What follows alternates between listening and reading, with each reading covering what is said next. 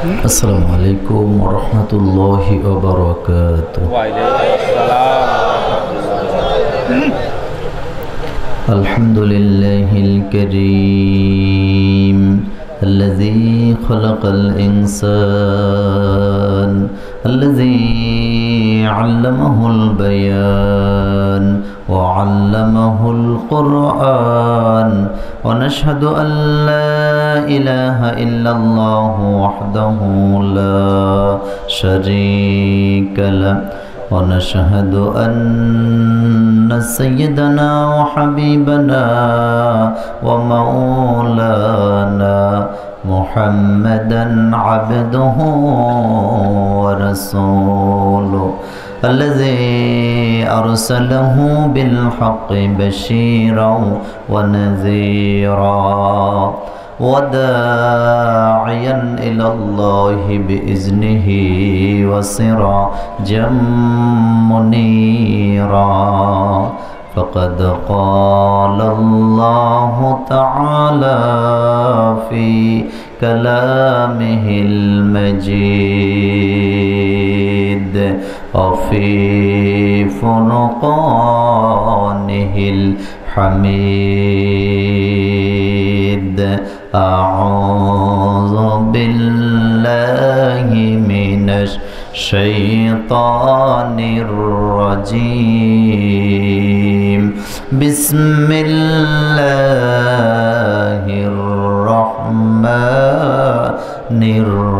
الرحيم إن الله وملائكته يصلون على النبي يا أيها الذين آمنوا صلوا عليه وسلموا تسليما شكر درود إبراهيم পড়েন اللهم صل على محمد وعلى آل محمد كما صليت على إبراهيم وعلى آل إبراهيم إنك حميد مجيد اللهم بارك على محمد وعلى آل محمد كما باركت على إبراهيم وعلى آل إبراهيم إنك حميد مجيد যে জমিনে বসে আল্লাহ পাকের কোরআন রাসূল করিম সাল্লাল্লাহু আলাইহি ওয়াসাল্লামের হাদিসের বাণী শুনতে এসেছেন এই জমিন কার? আল্লাহ। আপনারা কি একটু ঝিমিয়ে গেছেন? ঘুম আসছে? হ্যাঁ, সজাগ আছেন? গায়ে কি শক্তি কম না বেশি? বেশি। রাতে খাইছেন তো? খাওয়াইছে কে? আল্লাহ। তো যে আল্লাহ খাওয়াইছে সেই আল্লাহর নামটা আসতে হবে না জোরে হবে? জোরে হবে। তাইলে একটু মজা করে মনটা খুশি করে হৃদয় দিয়ে বলেন তো জমিন কা আল্লাহ। হইছে, তবে নোয়াখালীর মতো হয় নাই। নোয়াখালীর আওয়াজ এমনি তো একটু কি হয়, বেশি হয়, বড় হয়। এটা আমি সব সময় বলি। নোয়াখালীতে যত মাহফিল হয় বাংলাদেশের কোনো জেলায় তত মাহফিল হয় না। খুশি হন নাই? খুশি। আলহামদুলিল্লাহ বলেন। আলহামদুলিল্লাহ। নোয়াখালীতে যত আলেম আছে এখনো বাংলাদেশে তত আলেম কোনো জেলায় নাই।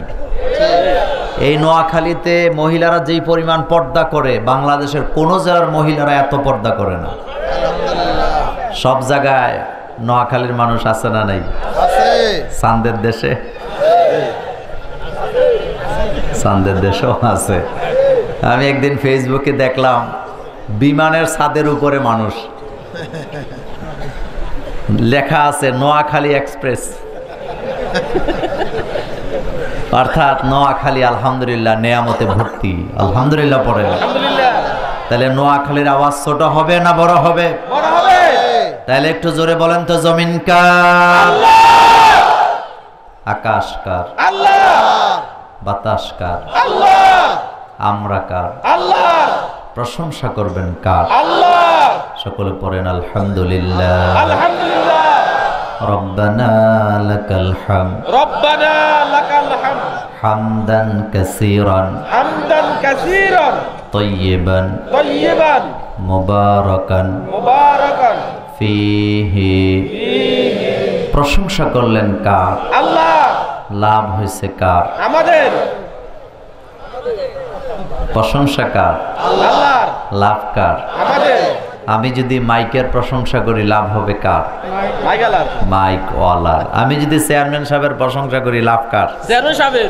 চেয়ারম্যান সাহেবের ভোট বাড়বে। কথা ঠিক না বেঠিক? ঠিক। আমরা যদি কোনো বক্তার প্রশংসা করি লাভ হবে কার? বক্তার। বক্তার দাওয়াত পাইবো। বাড়বে। আমরা যদি কোনো পীর সাহেবের প্রশংসা করি লাভ হবে কার? হিসাবের। ওনার মুরিদান বাড়বে। বাড়বে। মুরিদান বাড়লে ওনার ফুলুসও বাড়বে। ফুলুস মালও বাড়বে। কি? দিয়ে তো মাল মাল। কথা ঠিক না বেঠিক? ঠিক। এই দুনিয়াতে আপনি যার প্রশংসা করবেন ওনার লাভ হবে, আপনার নিজের কোনো লাভ হবে না। কিন্তু একজনই আছেন যিনি আকাশ আর জমিনের রাজত্ব চালায়। আপনি যখন সে আল্লাহর প্রশংসা করবেন আপনার পুরাটা আমলনামা নেক দিয়ে ভর্তি করে দিবেন কে? আল্লাহ। বুখারী থেকে বলছি, কিতাবুস সালাতের হাদিস, বিশ্বনবী নামাজি ইমামতি করছেন, সাহাবায়ে কেরাম মুসল্লি। আপনারা বলেন তো ইমামটা ছোট না বড়? বড়। আমার নবী শুধু ইমাম নন, দুনিয়ার সমস্ত ইমামদেরও। আমার নবী শুধু নেতা নন, দুনিয়ার সব নেতাদের নেতা। ঠিক কি না? আমার নবী শুধু উস্তাদ নন, দুনিয়ার সমস্ত উস্তাদদেরও উস্তাদ। সেই নবীজি নামাজে ইমামতি করলেন, সাহাবায়ে কেরাম মুসল্লি। আল্লাহর হাবিব রুকুতে যায় বললেন সুবহানা রাব্বিয়াল আযীম। রুকু থেকে দাঁড়াবার সময় বললেন সামিআল্লাহু লিমান হামিদা। সোজা হয়ে দাঁড়িয়ে বললেন রব্বানা লাকাল হামদ। একজন সাহাবা একটু বাড়িয়ে বললেন, তিনি বললেন হামদান কাসীরান তাইয়িবান মুবারাকান ফীহি। বিশ্বনবী নামাজে সালাম ফিরিয়ে বললেন, নামাজের ভিতরে রুকু থেকে দাঁড়াবার পরে আল্লাহর জন্য প্রশংসা করতে যে অতিরিক্ত কথাগুলি কে বলেছো? দাঁড়াও, এগুলি তো আমি শিখাই নাই, কোথায় পেয়েছ? সাহাবা খানিকটা ভয় পেয়ে গেলেন, ভয় পেয়ে দাঁড়িয়ে বললেন, ইয়া রাসূলুল্লাহ সাল্লাল্লাহু আলাইহি ওয়াসাল্লাম, আমি ইচ্ছা করে বলি নাই, আমি আমার জীবনের চেয়ে আমার আল্লাহকে আমি সবচেয়ে বেশি ভালোবাসি। আল্লাহু আকবার। কাকে ভালোবাসেন? আল্লাহকে। আমি আমার জীবনের চেয়ে আমার আল্লাহকে আমি অনেক বেশি ভালোবাসি।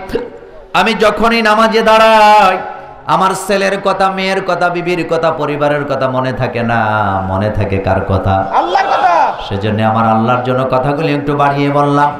আল্লাহর হাবিব বললেন, সাহাবায়ে কেরাম ভয় পাওয়ার কোনো কারণ নাই। নাই। আমি নবী, তুমি নবী না।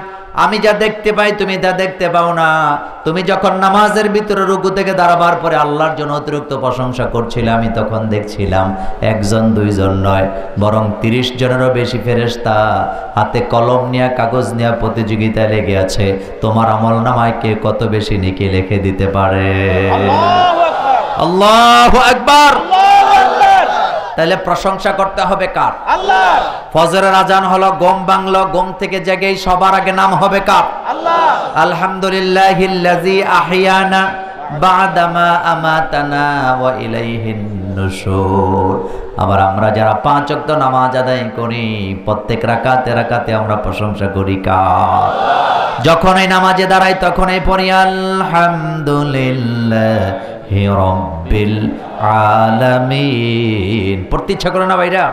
পড়েন সবাই আলহামদুলিল্লাহি রাব্বিল আলামিন। প্রশংসা কার? আল্লাহ। দল করবেন কার? আল্লাহ। করেননি? করি। আল্লাহর দলের নাম কি? ইসলাম। সবাই তো কয় না। ইসলাম। ইসলাম অর্থ কি? শান্তি।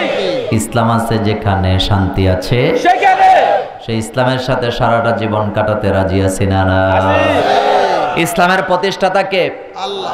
ইন্নাদ-দীনা ইনদাল্লাহিল ইসলাম। ইসলাম। আল্লাহ বলেন আমার মনোনীত বিধান হলো ইসলাম। যার জীবনে ইসলাম নাই তার কোনো নেক আমল আল্লাহর দরবারে কবুল হবে না। সেই ইসলামের সাথে সারা জীবন থাকতে রাজি আছি না? নাই। ইনশাআল্লাহ। আমার বন্ধুগণ, তাইলে ইসলামের সাথে আছি না? নাই। আছি। একটু চিল্লায় বলেন, ইসলাম আছে যেখানে, আমরা আছি সেখানে। কোরআন হাদিস যেখানে, আমরা আছি সেখানে। ভণ্ডরা আছে যেখানে, আমরা নাই সেখানে। সন্ত্রাসীরা যেখানে, আমরা নাই সেখানে। বোমাবাজরা যেখানে, আমরা নাই সেখানে। টেন্ডারবাজরা যেখানে, আমরা নাই সেখানে, নেশাখোররা যেখানে, আমরা নাই সেখানে, হক্কানি আলেম ওলামা যেখানে, আমরা আছি সেখানে। রাজি আছেন মুসলমান? দুই হাত উঁচু করে আমার আল্লাহকে দেখান।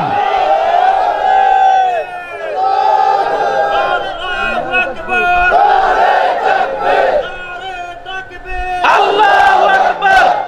আল্লাহ যেন কবুল করে, আমরা বলি আমিন। আসলে মিছিল না, একটু ঠান্ডা ছিলেন, একটু গরম করলাম। আল্লাহ যেন আমাদেরকে কবুল করে, আমরা বলি আমিন। আপনাদের মহিলারা রুটি বানায় না? বানায়। রুটি কি আপনারা বানান, পুরুষেরা না মহিলারা? মহিলারা বানায়।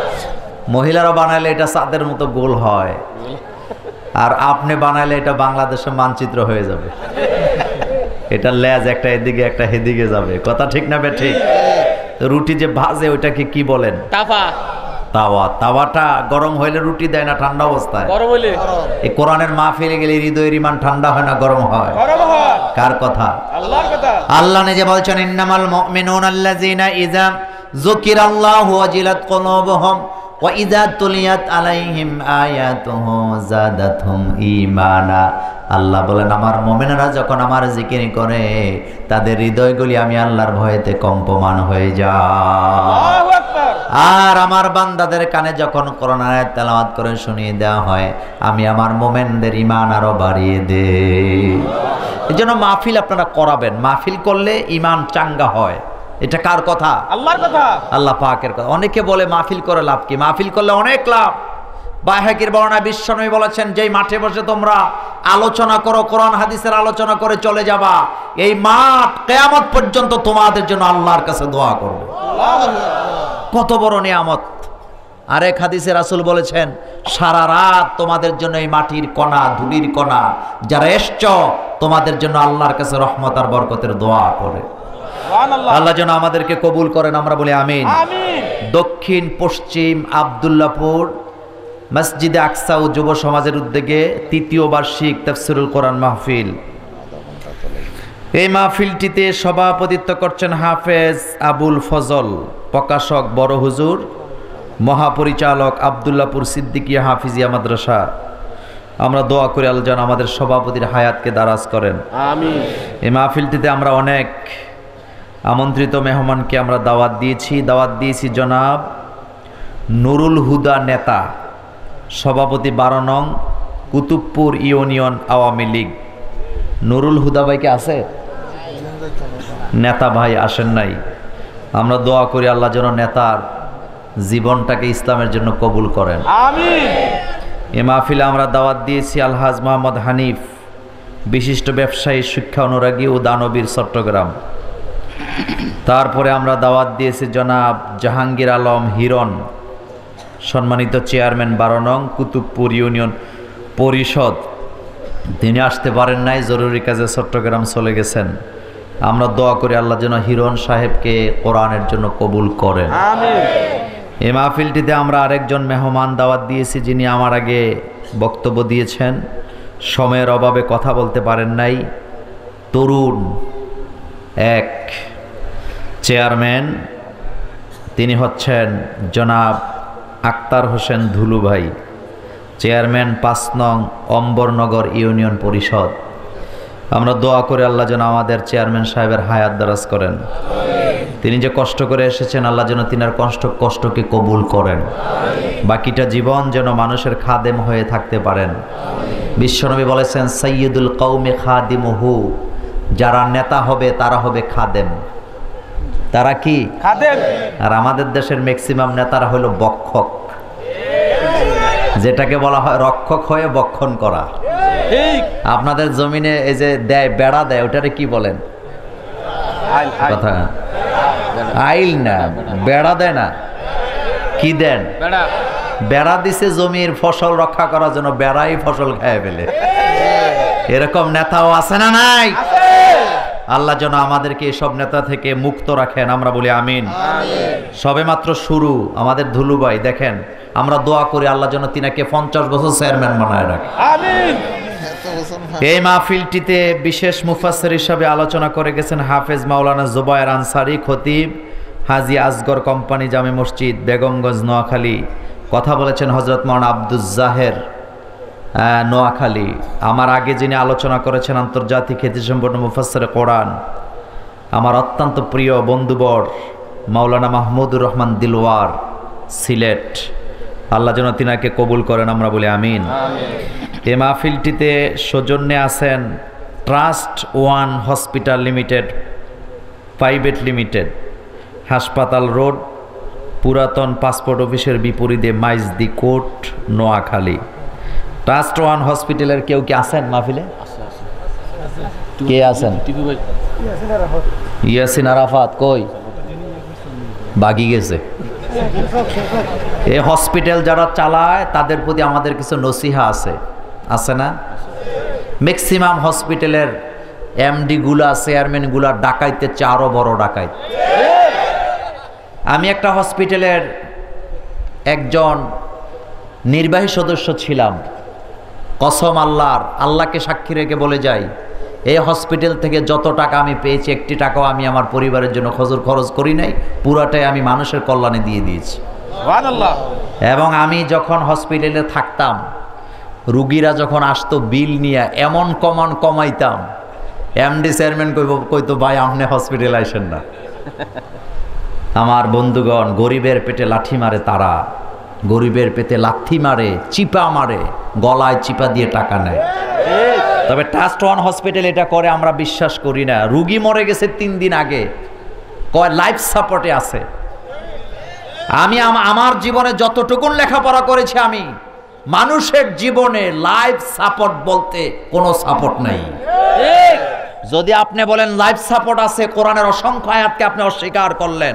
কারণ আল্লাহ বলেছেন ইজা জা আজাল লা ইস্তাখিরুন, মৃত্যু যখন আসবে তখনই তোমাকে মরতে হবে। 1 সেকেন্ড বেশি হায়াত দেওয়ার ক্ষমতা কারো নাই। কিসের লাইফ সাপোর্ট? রুগী গেলেই জিজ্ঞেস করে টাকাওয়ালা কেমন, তো দালালও থাকে রুগীর, মাইন্ড করে না। অনেক কোয়াব ডাক্তার, যারা গ্রাম্য ডাক্তার বলি, তারা অনেক সময় হসপিটালে দালালি করে। আমি জানি না কালকে আবার আমার বিরুদ্ধে মিছিল হবে কিনা, আপনারা জানেন হক কথা বলতে আমি কাউকে টেয়ার করি না। আমার বন্ধুগণ, তারা দালাল থাকে। হসপিটালে ঢুকার আগেই ফোন করে দেয় হসপিটাল কর্তৃপক্ষকে, আমার বাগে 5,000 টাকা লাগবে। এরপরে যাওয়ার পরে দাঁতের পরীক্ষা, নাকের পরীক্ষা, কানের পরীক্ষা, চুলের মাথার পরীক্ষা, আছে না নাই? কিসের তোর পরীক্ষা? তোর কপালে ভিজা মারি বেড়া। কথাটা আমি আবেগের জ্বালায় বললাম, যেহেতু হসপিটাল।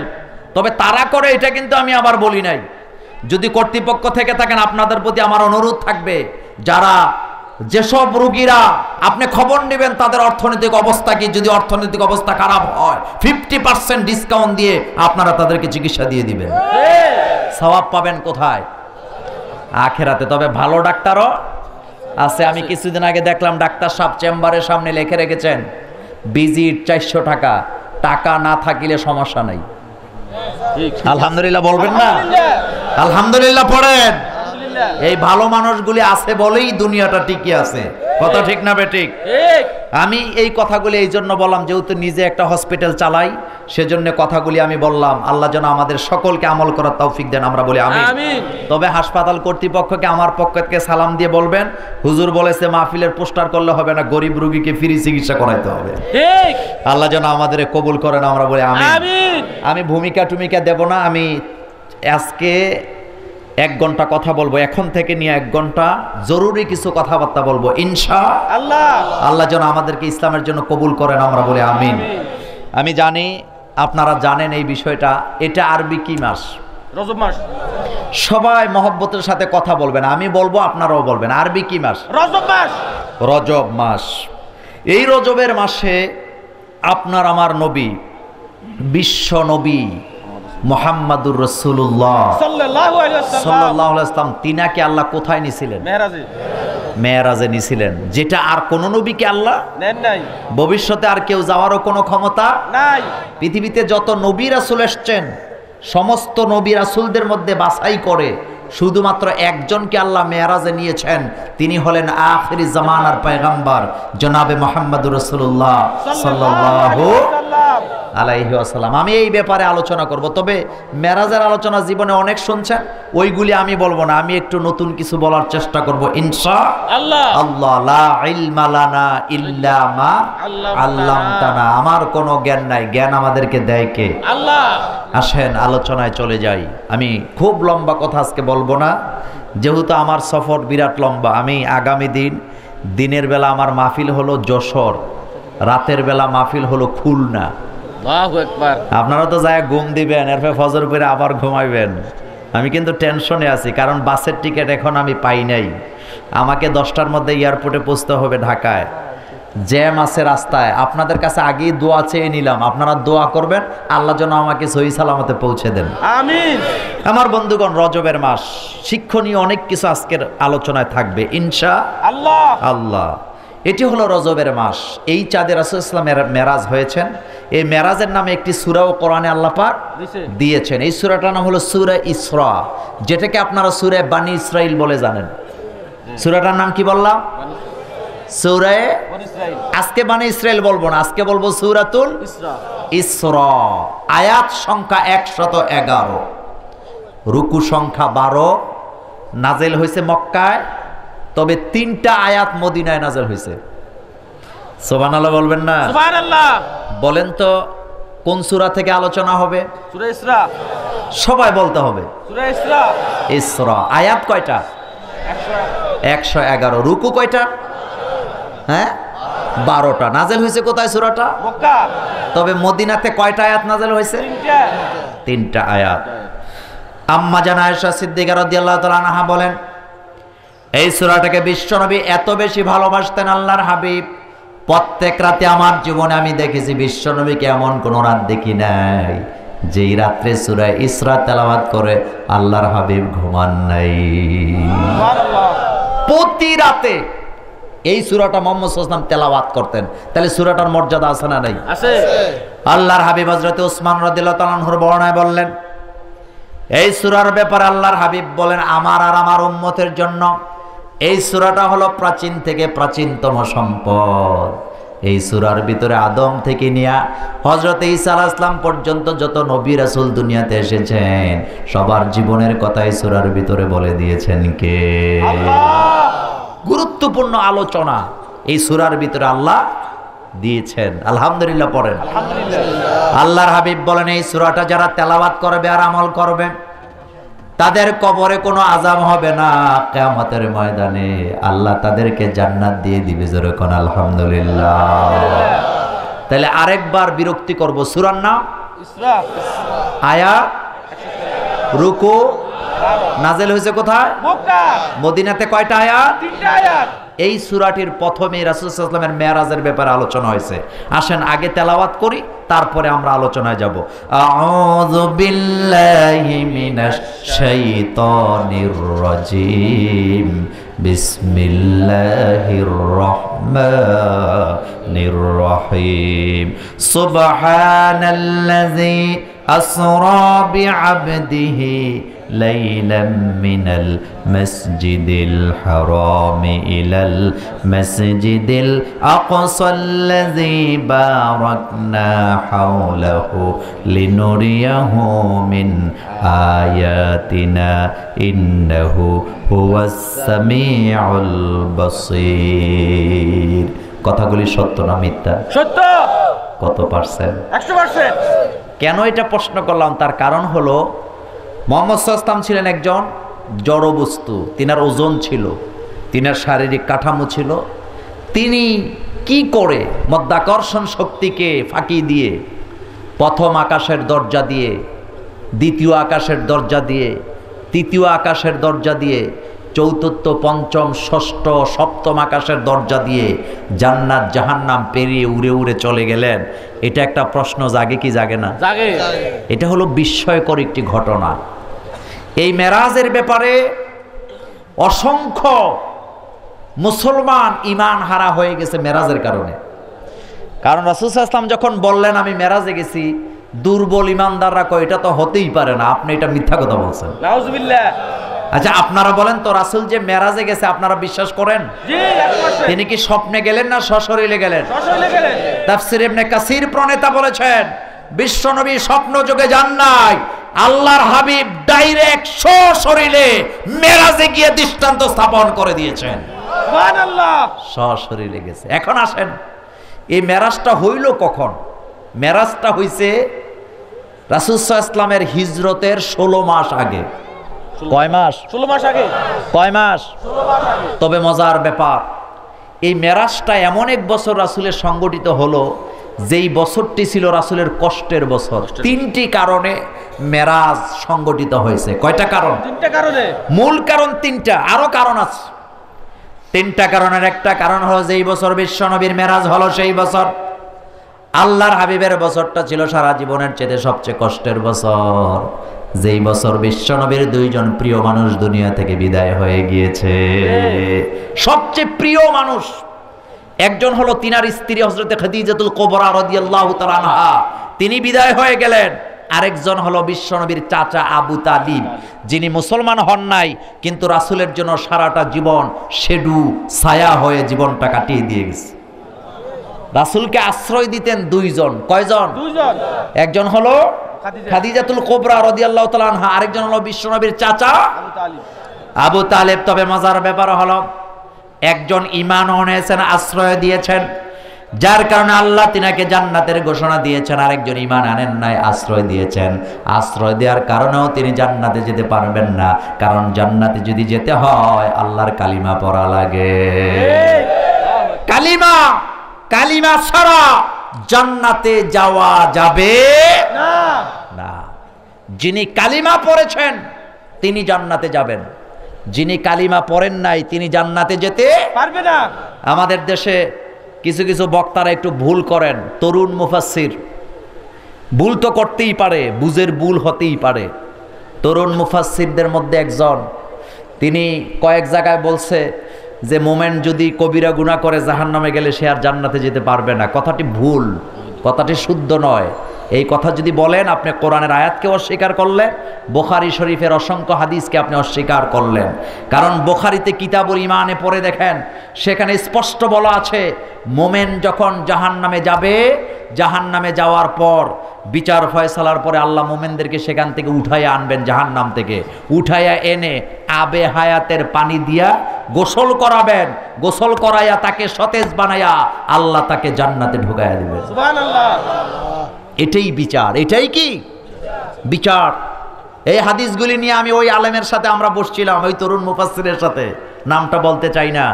আমাদের সাথে মুরব্বী হিসাবে ছিলেন।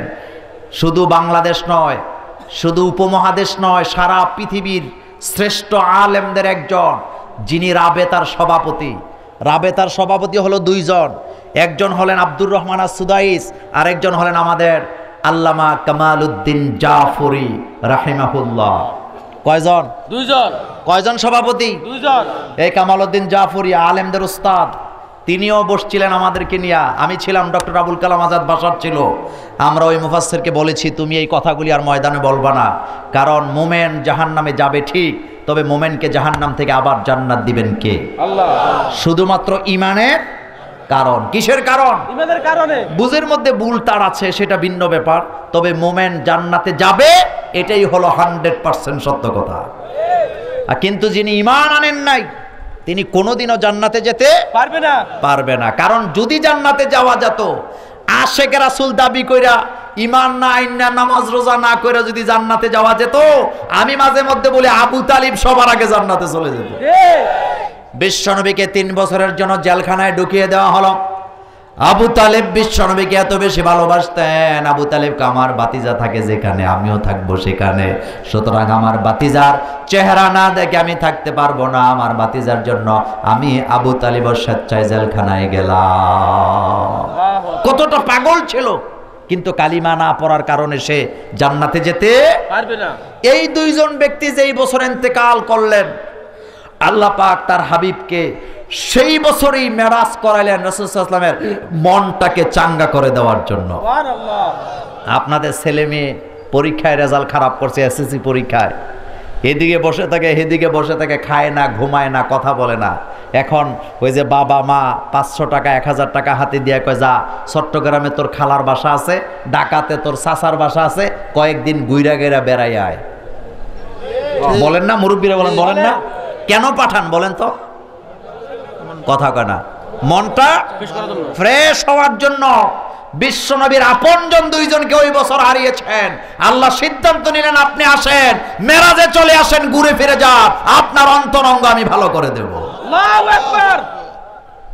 প্রেমে ছ্যাঁকা খাইছে? খায় না এরকম? আপনাদের এলাকায় নাই?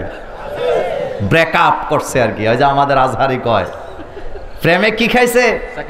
ছ্যাঁকা খাইয়া এখন বন্ধুদের সামনে গুল্লি সিগারেট টানে লুকাইয়া লুকাইয়া। বন্ধুরা কয় তুই এত পেরেশানি হইস না, মাইয়া একটা গেছে আরো 10টা পাবি, চল কক্সবাজার থেকে ঘুরাই। বলে কি বলে না? কেন বলে বলেন তো? মনটা আমার বন্ধুগণ, বিশ্বনবীর সবচেয়ে দুইজন প্রিয়জন, একজন হলেন খাদিজাতুল কুবরা রাদিয়াল্লাহু তাআলা আনহা, আরেকজন হলো চাচা আবু তালিব, যেই বছর দুনিয়া থেকে বিদায় হয়ে গেলেন। সেই বছর আমার নবীকে আল্লাহ মেরাজে নিয়ে আমার নবীর মনটাকে ভালো করে দিলেন। জোরে কোন আলহামদুলিল্লাহ। এইগুলো 1 নাম্বার কারণ। 2 নাম্বার কারণ হলো আপনার আমার নবী মুহাম্মদ সাল্লাল্লাহু আলাইহি ওয়াসাল্লাম এতদিন জান্নাত জাহান্নামের বর্ণনাগুলি দিয়ে থাকেন। জিবরাইল ওহীর মাধ্যমে যেটা জানায় দেন বিশ্বনবী সেটাই জানায় দেয়। আল্লাহ পাক সিদ্ধান্ত নিলেন, হাবিব আপনি তো এতদিন শোনা কথাগুলি বলতেছেন, এখন আর শোনা কথা বলার দরকার নাই। আপনি আসেন, নিজের চোখে জান্নাত জাহান্নাম দেখে যান। আপনি দেখে দেখে আপনার উম্মতের মধ্যে জান্নাত আর জাহান্নামের কথাগুলি আপনি বর্ণনা করে দিবেন। কারণ শোনা কথা আর দেখা কথা এক জিনিস নয়। যেমন আমাদের চেয়ারম্যান সাহেব, আপনি কি সৌদি আরব গেছেন কখনো? না, যান নাই। দুম্বাও দেখেন নাই? না। হ্যাঁ, যাই হোক, দুম্বা আমাদের দেশে আগে দুম্বার গোস্ত আসতো, চেয়ারম্যানরা খাইলেই তো। তবে আপনারা উল্টা বুঝছেন, এখনকার চেয়ারম্যান আর আগের চেয়ারম্যানের মধ্যে পার্থক্য আছে। আগের চেয়ারম্যানদের জন্য দুম্বার গোস্ত চুরি করা, সৌদি আরবের খেজুর চুরি করা, গম চুরি করা সহজ ছিল। এখন এগুলি নাই, গম তো নাই। গম কি নাই? দুম্বার গোস্ত আইলে চেয়ারম্যানরা অর্ধেক রেখে দিত। এই দুম্বা, মনে করেন আমাদের হান্নান দুম্বা দেখে নাই। আমি যদি তারে বলি দুম্বা এমন এমন এমন, আমি দেখছি সৌদি আরবে, আমি যেটা দেখছি আর ও যেটা শুনছে দুইটা কি একরকম না? কবি বলেছেন, শানিদা কাই বুয়াদ মানেন দে দিদা তুরা দিদা ও ইউসুফরা শানিদা। দেখা কথা আর শোনা কথা কখনো এক হতে পারে না। আপনি যেটা দেখছেন এটা যেভাবে বলতে পারবেন, শোনাটা সেভাবে বলতে পারবেন। এই জন্য আল্লাহর হাবিবকে আল্লাহ মেরাজে নিয়ে গেলেন, জান্নাত জাহান্নাম নিজের চোখে দেখায়া দিলেন, আযাবগুলি দেখায় দিয়ে আল্লাহর হাবিবকে বললেন আপনি দুনিয়াতে যায় যাতে সুন্দর করে বর্ণনা করতে পারেন, সেই জন্য আপনাকে আমি আল্লাহ মেরাজ করালাম। জোরে কোন আলহামদুলিল্লাহ। কারণ গেছে কয়টা? 2টা। বাকি কয়টা? 1টা। রাগ করেন না, রাজনীতি খুঁজেন না আমার কথায়, কিন্তু 3 নাম্বার কারণটা ছিল রাজনৈতিক কারণ। কি কারণ? রাজনৈতিক কারণ। তবে ওইটা রাজনৈতিক কারণ আপনাদের তথাকথিত রাজনীতির মতো না। এটা শুনেন ঘটনাটা কি। 3 নাম্বার কারণ হলো বিশ্বনবী মেরাজে গেলেন হিজরতের মাত্র 1.5 বছর আগে। 1.5 বছর পর তিনি মদিনায় যাবেন হিজরত করে। মদিনায় যায় মক্কা বিজয় করে একটা কোরআনের রাজ কায়েম করবেন। সেই রাজ্যের জনগণের চরিত্র কেমন হবে, কয়টা দফার উপরে জনগণ পরিচালিত হবে, সেই 14টা দফা মেরাজের রাত্রিতে বিশ্বনবীকে বুঝিয়ে দেওয়ার জন্য আল্লাহ পাক মেরাজে নিয়ে গেলেন। আল্লাহু আকবার। আপনাদের দেশের নির্বাচন কমিশন আছে না? নাই? আছে। কথা কয় না? আছে। তিনি মাঝে মধ্যে বিদেশ সফর করেন বিভিন্ন দেশের নির্বাচন দেখার জন্য। কেন যান? আইডিয়া অর্জন করেন। কি অর্জন করেন? অভিজ্ঞতা, যে ওই দেশে নির্বাচনটা কেমন হয় আমার দেশেও সেভাবে করা দরকার, এইটা করেন। বিভিন্ন ধরনের আছে না? নাই? আছে। আমার বন্ধুগণ, আল্লাহ রাব্বুল আলামিন বিশ্বনবীকে মক্কা বিজয়ের কিছুদিন আগে মেরাজে নিয়ে গেলেন। মদিনায় যাওয়ার পর তিনি একটা কোরআনের রাজ কায়েম করবেন। কোরআনের রাজ্যের কায়েম করার পরে কোরআনের রাজের জনগণ কেমন হবে, তাদের চরিত্র কেমন হবে, তাদের পরিবার নীতি, তাদের শিক্ষানীতি, তাদের সমাজ নীতি, তাদের অর্থনীতি কেমনটা হবে, সমাজের মানব বন্ধনটা কেমন হবে, ভালোবাসাটা কেমন হবে, এই 14টা দফা দেওয়ার জন্য বিশ্বনবীকে মেরাজে নিলেন কে? আল্লাহ। তাহলে কারণ কয়টা? 3টা। একটা হলো মনটাকে ভালো করে দেওয়া, আরেকটা হলো যাতে রাসূল ইসলাম নিজের চোখে জান্নাত জাহান্নাম দেখতে পারেন। আর 3 নাম্বার কারণটা কি কারণ? কোরআনের রাজ কায়েম করবে। কি কারণ? কোরআনের রাজ। কোরআনের রাজ কায়েম করবেন। করার পরে জনগণের চরিত্র কেমন হবে সেটাকে বুঝিয়ে দেওয়ার জন্য মুহাম্মদ সাল্লাল্লাহু আলাইহি ওয়াসাল্লামকে মেরাজে নিলেন কে? আল্লাহ। এখন আসেন, মেরাজে যে তিনি গেলেন এটা কি সত্য না মিথ্যা? সত্য। এটা বিশ্বাস করা লাগবে কি লাগবে না? লাগবে। আমার বন্ধুগণ, বিশ্বাস যাতে করতে হয় সেই জন্য আল্লাহ অসংখ্য নজির স্থাপন করলেন। আল্লাহ রাব্বুল আলামিন বললেন, সুবহানাল্লাযী আসরা বিআবদিহি লাইলাম মিনাল মাসজিদিল হারামি ইলাল মাসজিদিল আকসাল্লাযী বারাকনা হাওলাহু লিনুরিয়াহু মিন আয়াতিনা। আল্লাহ বলেন, যিনি সুবহান পুত পবিত্র, যিনি আশ্রা করিয়েছেন তার বান্দাকে মসজিদে হারাম থেকে মসজিদে আকসা পর্যন্ত রাতের কিছু অংশে, যাতে করে আল্লাহ তার নিদর্শনাগুলিকে তার বান্দাকে দেখায় দিতে পারে। রাসূল মেরাজে গেলেন দিনে না রাতে? রাত্রে। কথা বলতে হবে। রাত্রে। এই মেরাজ নিয়ে আমাদের দেশের ভণ্ডরা কিছু ভণ্ডামির হাদিস বলে। এই ভণ্ডগুলা বলে রাসূল সাল্লাল্লাহু আলাইহি ওয়াসাল্লাম মেরাজের রাত্রে উম্মে হানির ঘরে ঘুমায় আসিল, ওখান থেকে উঠাবার পর বোরাক আসলো, বোরাক রাসূল সাল্লাল্লাহু আলাইহি ওয়াসাল্লামের নিতে অস্বীকার করলো। আব্দুল কাদের জিলানী আইয়া খেপ দিছে, এই বেটা চিনো এটা কেডা? এটা হলো মুহাম্মদ সাল্লাল্লাহু আলাইহি ওয়াসাল্লাম, লড়াচড়া করলে বেয়াদবি হবে। এখন বোরাক একেবারে ভয়ে থেমে গেছে। আচ্ছা, এই কথা যদি আপনারা বিশ্বাস করেন তাহলে নবীর মর্যাদা আপনি কমাইলেন না বাড়াইলেন? কমাইলেন। বুঝা গেল যে মুহাম্মদ সাল্লাল্লাহু আলাইহি ওয়াসাল্লামের বোরাক চিনে না, কিন্তু আব্দুল কাদের জিলানীরে ঠিকই চিনে। এখানে বেয়াদবি আছে না নাই? আনতাহবাতা আমালুকুম, আল্লাহ পাক বলেছেন আমার নবীর সাথে বেয়াদবি করবি তোর জীবনের সকল আমল আমি বরবাদ করে দেব। ব্যাপারটা এমন ছিল না। আমি সহিহ হাদিসগুলো বলবো ইনশাআল্লাহ। বুখারী মুসলিমের বর্ণনা, মাসনাদে আহমদের বর্ণনা আসছে, বিশ্বনবী ঘুমিয়ে আছেন, ঘুম থেকে জাগানো হলো। জাগার পর জিবরাইল আমিন আল্লাহর হাবিবকে নিয়ে গেলেন কাবার চত্বরে। জমজমের পারে নেওয়ার পরে জিবরাইল আমিন বিশ্বনবীকে ওযু করতে বললেন। আল্লাহর হাবিব ওযু করলেন, জিবরাইল আমিন বিশ্বনবীর বুকটা চিরে ফেললেন।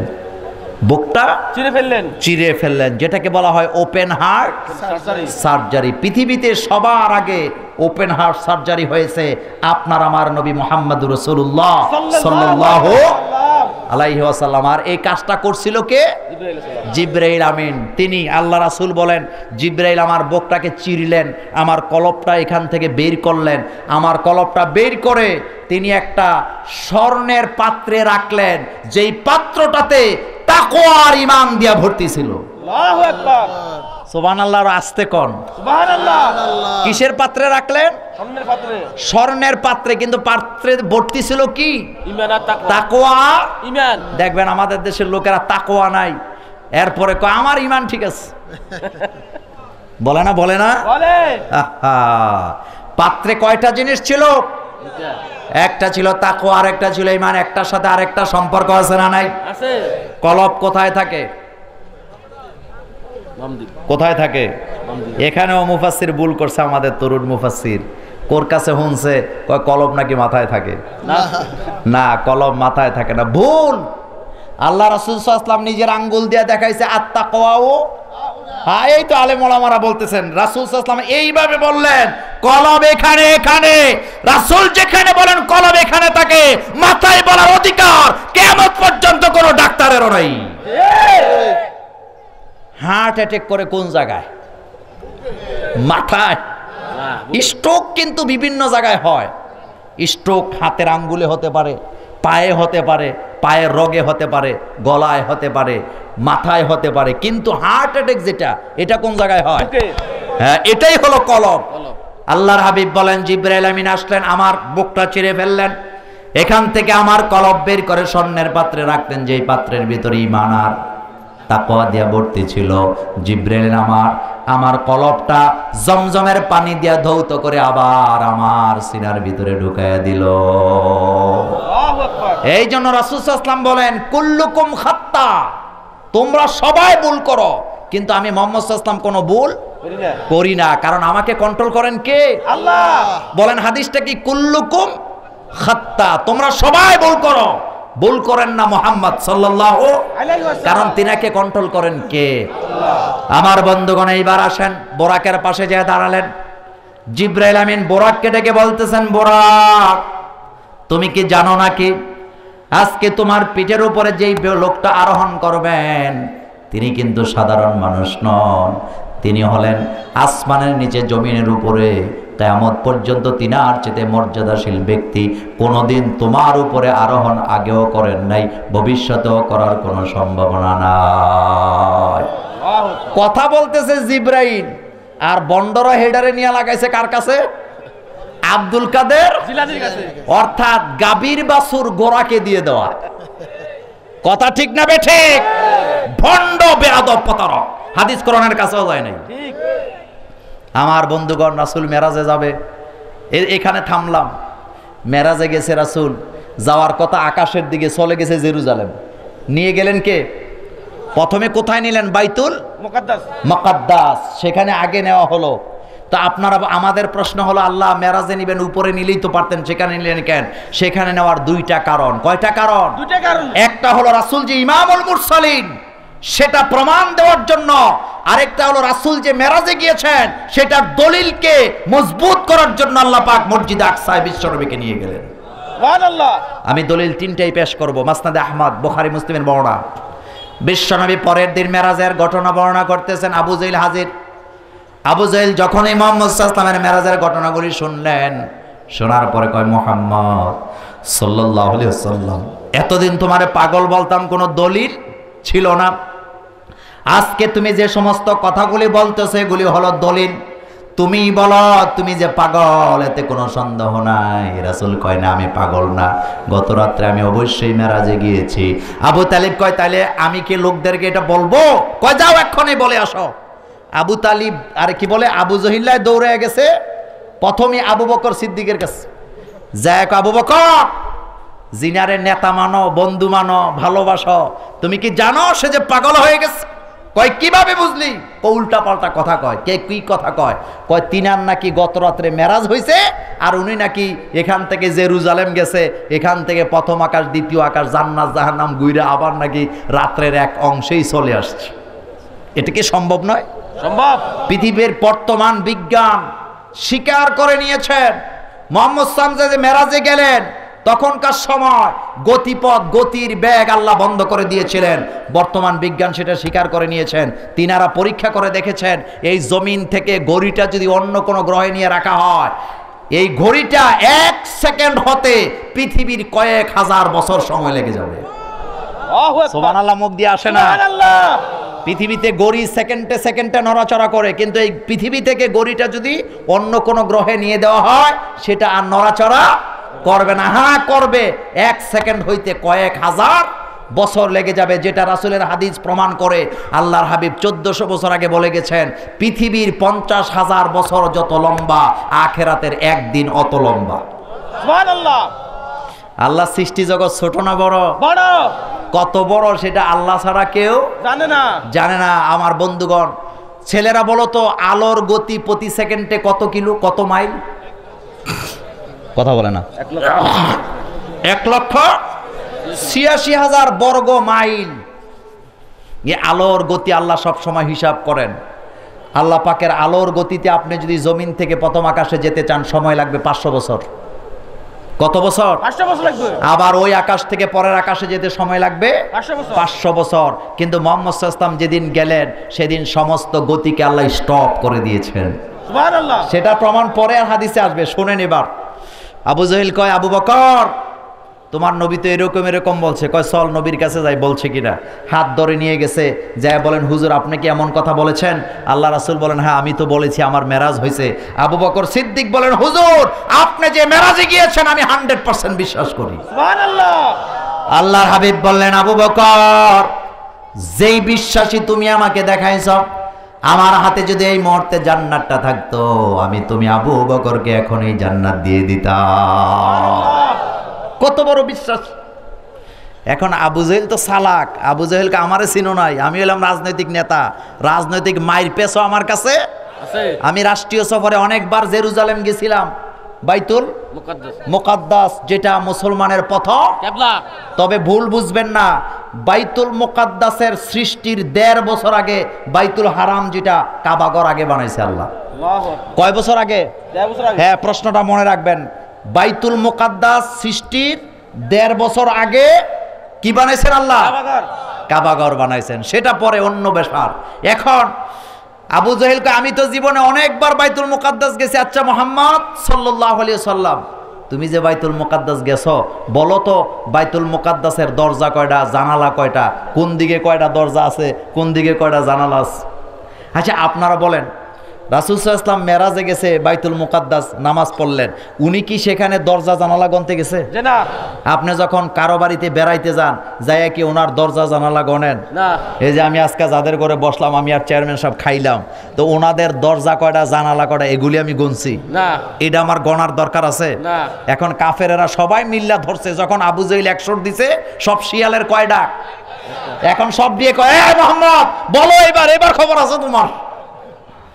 আমার বন্ধুগণ, আল্লাহ পাক জানাই দিলেন, হাবিব খবর আপনার না, খবর তাদেরই হবে। বুখারী মুসলিমের হাদিস, মাসনাদে আহমদ সহিহ বর্ণনা। আমার বন্ধুগণ, আল্লাহ রাব্বুল আলামিন বললেন, হাবিব থমকে যাবেন না, তারা আপনাকে বাইতুল মুকাদ্দাস সম্পর্কে জিজ্ঞেস করতেছে, কয়টা দরজা, কয়টা জানালা। আমি সেটাও জানি, আপনি সেটা গনতে যান নাই, তবে আপনি পেরেশান হবেন না। এক্ষুনি আমার জিব্রাইল আমিন বাইতুল মুকাদ্দাসটা উঠে আইনা আপনার চোখের সামনে ধরবে, আর আপনি নিজের চোখে দেখে দেখে বলে দিবেন কয়টা দরজা, কয়টা জানালা। আল্লাহ আল্লাহ আল্লাহ! কি জিনিস আমার নবী, কি জিনিস, কত মর্যাদার নবী।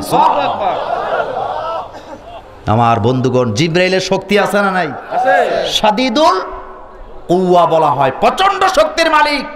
তিনি বাইতুল মুকাদ্দাস উঠায় এনে বিশ্বনবীর সামনে হাজির করে দিলেন। আল্লাহ রাসূল গনে গনে বলতে শুরু করলেন। শেষ পর্যায়ে আবু জাহেল কয়, তুমি শুধু জাদুকর না, জাদুঘরের বাবা। যার কপালে হেদায়েত নাই, গৈসা দিয়েও কোনো লাভ নাই। আমার বন্ধুগণ, তবে মজার ব্যাপার শোনেন। মেরাজের রাত্রে আল্লাহ রাসূল যাচ্ছেন জেরুজালেমের দিকে যাওয়ার সময়, মক্কা থেকে 3 দিনের রাস্তার মাঝামাঝি যাওয়ার পর, 3 দিনের রাস্তা পাড়ি দেওয়ার পর সেখানে যায় দেখলেন মক্কার একদল কাফেলের, যারা ব্যবসা করার জন্য কাফেলা নিয়ে গেছিলেন, তারা রাতের বেলা তাদের ওট হারায় ফেলছে। রাতের বেলা তারা তাদের ওটগুলা খুঁজতেছেন। মুহাম্মদ সাল্লাল্লাহু আলাইহি ওয়াসাল্লামের সাথে তাদের সাক্ষাৎ। রাতের বেলা তারা তো মুহাম্মদ সাল্লাল্লাহু আলাইহি ওয়াসাল্লামকে চিনতে পারেন নাই। জিজ্ঞেস করলেন, আচ্ছা পথিক, তুমি কি আমাদের ওটটা দেখেছ? আল্লাহর হাবিব বললেন, এখানে খুঁজা কোনো লাভ নাই, সামনে যাবা, সামনে যায় ডাইনে যাবা, ডাইনে যায় বামে যায় দেখবা সেখানে একটা পাহাড়ের গিরিপথ, আমি সেখানে তোমাদের ওটটাকে ঘাস খেতে দেখে এসেছি। রাসূল রাতের বেলা মেরাজে গেছে। এখন কয় দিনের রাস্তা? 3 দিনের। 3 দিনের রাস্তা পরে যায় দেখছে। কিন্তু তিনি কি যাইতে 3 দিন লাগছিল নাকি? না। না, 3 দিন লাগে নাই, তিনি পলকের মধ্যে চলে গেছে। এখন ওটটা বাইর করে দিছে। এখন আবু জাহেলের জ্বালা যন্ত্রণা মিঠে নাই। 4-5 দিন পরে আয়া কয়, মুহাম্মদ সাল্লাল্লাহু আলাইহি ওয়াসাল্লাম, আমার মনটা জ্বালা যন্ত্রণা করতেছে, তুমি যেটা কয় তোমার মুসলমানেরা হেডেই বিশ্বাস করে, আর তুমি কেমনে জানি হেডার সপক্ষে দলিল হাজির করাও। তবে আমার সন্দেহ হয় তুমি কি ঠিকই জেরুজালেম গেছিলা? আল্লাহ রাসূল কয়, তুমি কি এখনো অবিশ্বাস করো? কয়, হ্যাঁ আমি এখন অবিশ্বাস করি। আল্লাহর হাবিব বলেন, যদি অবিশ্বাস করো আমি দলিল হিসেবে তোমাকে আরেকটা দেব। উমক গোত্রের লোকেরা ব্যবসায়িক কাফেলা নিয়া মক্কা থেকে 3 দিনের রাস্তা দূরে তারা ছিল। রাতের বেলা, ওই রাত্রে তারা তাদের ওট হারাইছিল। তাদের ওটটার যে সন্ধান দিয়েছিল সেটা ছিলাম আমি, মুহাম্মদ রাসূলুল্লাহ সাল্লাল্লাহু আলাইহি ওয়াসাল্লাম। আবু জাহেল কয়, এইবার বুঝবো মজা, কারণ এবার খাপে খাপে মিল্লা গেছে। 3 দিনের রাস্তা, এক রাইতে তো আর যাওয়া যায় না। এবার আবু জাহেল গেছে, যায় হেরা রান্স, কিছু বলে নাই, কয় আয় কথা গেছে। যাওয়ার পর মুহাম্মদ সাল্লাল্লাহু আলাইহি ওয়াসাল্লামের সামনে দাঁড়ায় কয়, এই অমুক দিন রাত্রে তোরা কই আছিলি? কয়, অমুক দিন রাত্রে আমরা মক্কা থেকে 3 দিনের দূরের রাস্তা অমুক জায়গায় আছিলাম। তো তোদের কি কোনো দুর্ঘটনা ঘটেছে? কয়, হ্যাঁ দুর্ঘটনা তো ঘটছে, আমরা ওখানে রাতের বেলা আমাদের একটা ওট হারায় ফেলছিলাম। তো পাইলি কেমনে? কয়, রাতের বেলা যাচ্ছিলাম, কাউকে খুঁজে পাই না। রাতের বেলা অন্ধকার রাত, চতুর্দিকে অন্ধকারে ঢাকা ছিল। পথের মধ্যে একজন মানুষ পাইলাম, তিনি একটা যানবাহনে চড়ে যাচ্ছিলেন। আমরা জিজ্ঞেস করলাম, তিনাকে আমাদের ওটটা দেখছে নাকি? সেই লোকটা আমাদের ওটের সন্ধান দিয়েছিল। আল্লাহর হাবিব মুস্কি হাসি দিয়ে বলেন, সেটাই ছিলাম আমি, মুহাম্মাদুর রাসূলুল্লাহ সাল্লাল্লাহু আলাইহি ওয়াসাল্লাম। আল্লাহু আকবার, আল্লাহু আকবার। আল্লাহ রাসূল মুসলিম শরীফের সহিহ বর্ণনায় বললেন, মাসনাদে আহমদের বর্ণনায় বললেন, আমি বোরাকের উপরে চললাম আর বোরাকটা এক এক লাফ দিয়া অতটুকুন যাচ্ছিলেন আমার চোখের পলক যতটুকুন যাচ্ছিলেন। আল্লাহু আকবার। কত স্পিড বলে শেষ করা যাবে না। সৃষ্টি জগৎ যে কত বড়। আচ্ছা বলেন তো, আপনাদের নোয়াখালীরাই বাংলাদেশ? কথা কন না কেন? বাংলাদেশটাই কি এশিয়া? এশিয়াটাই কি পৃথিবী? পৃথিবীটাই কি আল্লাহ সৃষ্টি জগৎ? না।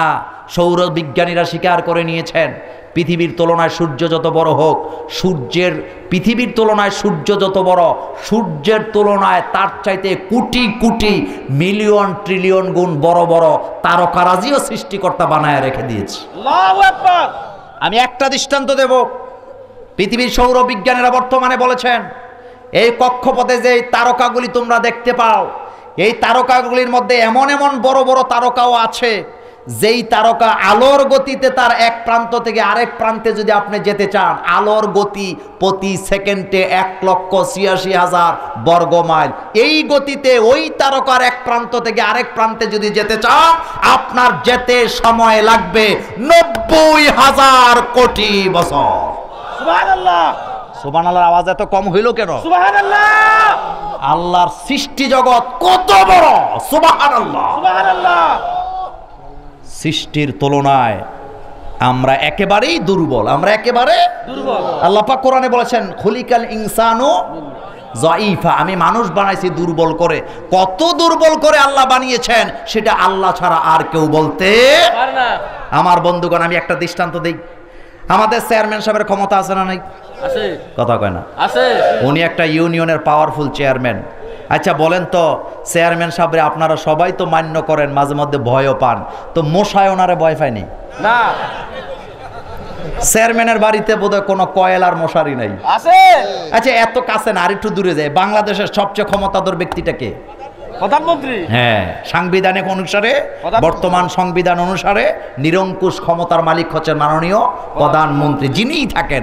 এখন আপনি বলেন তো, মাননীয় প্রধানমন্ত্রীর বোধহয় মশায় কামড়ায় না? কামবার। হ্যাঁ। আর বেশি কামড়াইবো। আচ্ছা সেনা প্রধানের নাম কি? আমি আজিজ নাকি? কথা কয় না? আজিজ আব্দুল আজিজ। আজিজ। তিনার পাওয়ার আছে, তিনি একটা বাংলাদেশের একটা সেনা প্রধান। কিন্তু আপনারা বলেন মশায় ওনারে কামড়ায় নাকি চুমা দেয়? কামবার। কামড়ানি কিন্তু বন্ধ নাই। সুতরাং আমি বুঝাইতে চাইলাম, সৃষ্টির তুলনায় আসলেই আমরা কি? নগণ্য, দুর্বল। সৃষ্টির তুলনায় আমরা দুর্বল, কিন্তু আল্লাহ আমাদেরকে মর্যাদা দিয়েছেন। কাদ কাররামনা বানি আদম ওয়া হামালনাহুম ফিল বাররি ওয়াল বাহরি ওয়া রাযাকনাহুম মিনাত তাইয়্যিবাত ওয়া ফাদ্দালনাহুম আলা কাসীরিন মিম্মান খলাকনা তাফদীলা।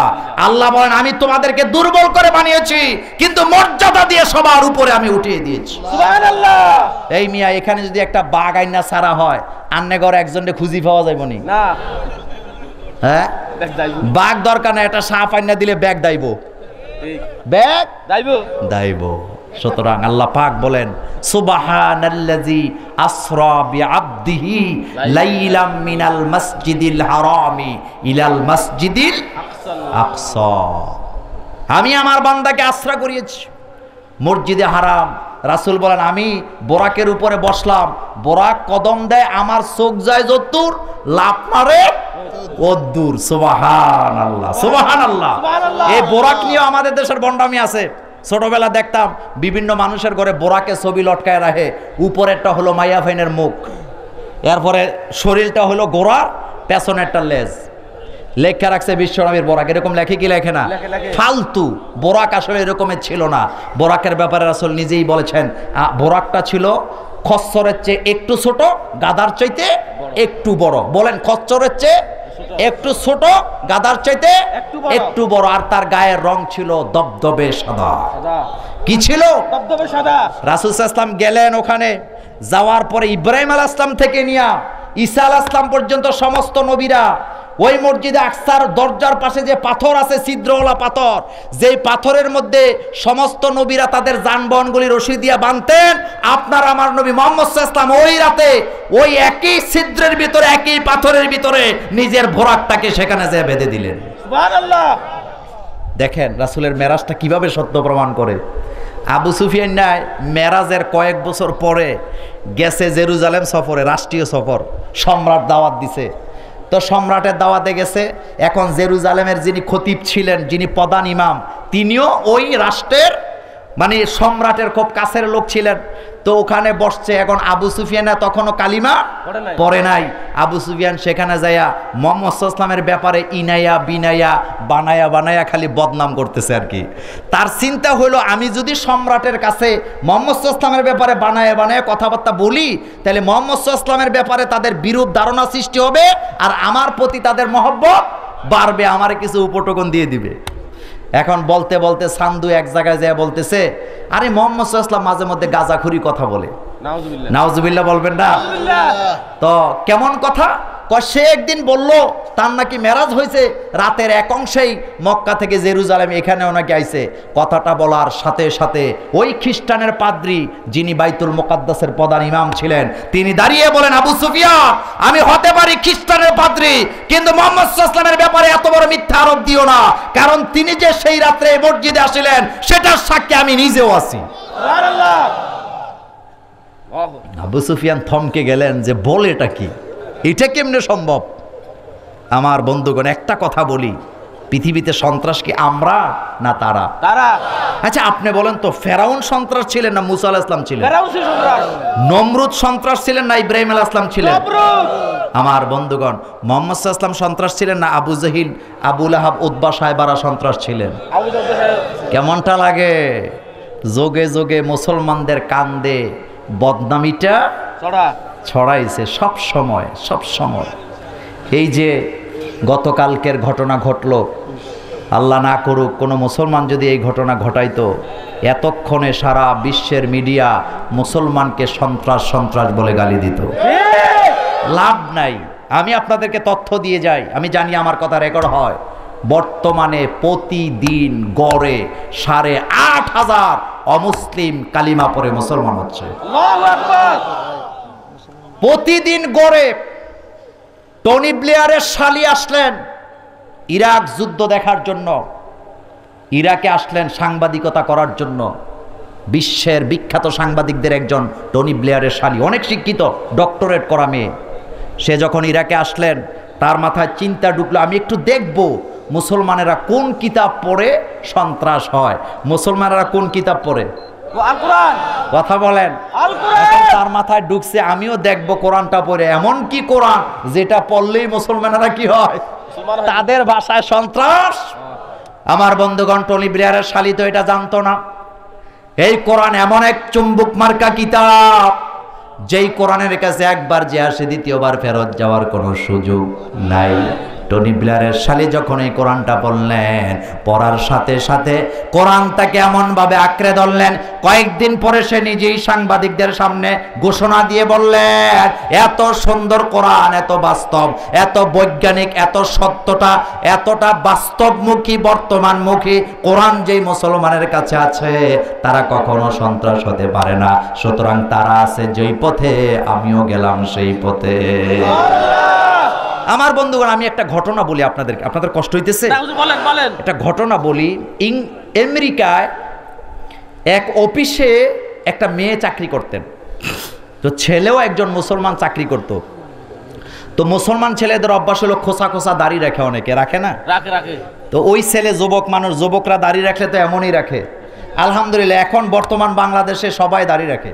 আলহামদুলিল্লাহ। ছাত্রলীগের ছেলেরাও এখন 90% পোলাপান দাড়ি রাখে, আমি দেখছি। এরকম দেখেন না আপনারা? খোসা খোসা দাড়ি। এই যে আমাদের বিপি হইল নুরুল হক, কি হক? নুরুল হক। খোসা খোসা দাড়ি আছে না নাই? আছে, দাড়ি আছে। তো এরকমের খোসা খোসা দাড়ি একটা ছেলে লিফটে করে আপনার অনেক উঁচা বিল্ডিং, 50-60 তলা বিল্ডিং এর উপরে যাবেন, তাদের অফিস হলো টপ ফ্লোরে। এখন লিফটের ভিতরে ওই ছেলে উঠছে, খোসা খোসা দাড়ি। ছেলের পরেই একটা মেয়ে উঠছে, তবে মেয়েটা হাফ প্যান্ট পরা, গেঞ্জি পরা। এখন মেয়ের জীবনে অনেক লাঞ্ছিত, অপমানিত হয়েছে। নিজের কাছের আত্মীয় স্বজন দ্বারা সে অনেকবারই কি হামলায় শিকার হয়েছে, যেটা সে মুখ খুলে কারো কাছে বলতে পারে না। আপনারা মাইন্ড করেন না, একটা কথা বলে দিয়ে যাই, কথার কথা। আপনাদের মেয়েগুলাকে কখনোই নিকট আত্মীয় পুরুষের কাছে দিবেন না। হোক সেটা খালু, হোক সেটা চাচা, হোক সেটা কোনো খালতো ভাই মামতো ভাই, কারণটাও আমি বলে দেই। কোনো খালু যদি কোনো কৈশোর বয়সের মেয়ের সাথে কোনো খারাপ আচরণ করে, সে কি মৃত্যুর আগে এই কথাটা কারো কাছে বলতে পারবে না। সুতরাং আপনি এর আগে সাবধান হন, আপনি দিবেন কেন মেয়েটাকে। এই জন্য ইসলাম বলেছে ভাই ছাড়া, স্বামী ছাড়া, বাবা ছাড়া কারোর সাথে সফর করা যাবে না। ঠিক। কারণ এই 3 জায়গায় নারীরা নিরাপদ।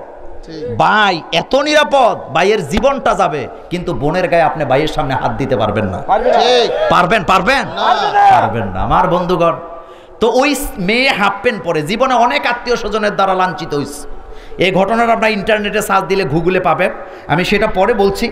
এখন ওই মেয়ে চিন্তা করতেছে, আহারে খোসা খোসা দাড়ি দেখা যায়, আমি তো জীবনে অনেকবার লাঞ্ছিত অপমানিত হয়েছি, নিশ্চয়ই আমি এখন ওই ছেলের দ্বারা বোধহয় হামলায় শিকার হব। কিন্তু মজার ব্যাপার, লিফট টপ ফ্লোরে চলে গেল, ছেলেটা একবারের জন্য মেয়েটার দিকে চোখ তুলে তাকায়ও না।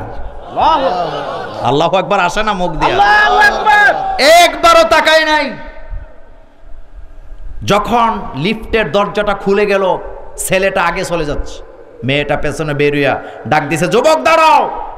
দাঁড়াইছে, কয় আমি আমেরিকাতে আমার জন্ম, আমার জীবনে আমায় অনেক নিকট আত্মীয়র দ্বারা অনেক লাঞ্ছিত অপমানিত হয়েছি, তারা আমার গায়ের অনেক জায়গায় হাতও দিয়েছে, কিন্তু লজ্জায় কারো কাছে বলতে পারি নাই। এমনকি যেই লিফটে আমি উঠেছি, এই লিফটে আমি অনেকবার জীবনে অনেক যুবকের হাতের দ্বারা স্পর্শ করেছে, আমাকে লাঞ্ছিত করেছে, কিন্তু তুমি কোন যুবক আমার দিকে একবারও তাকাইলা না?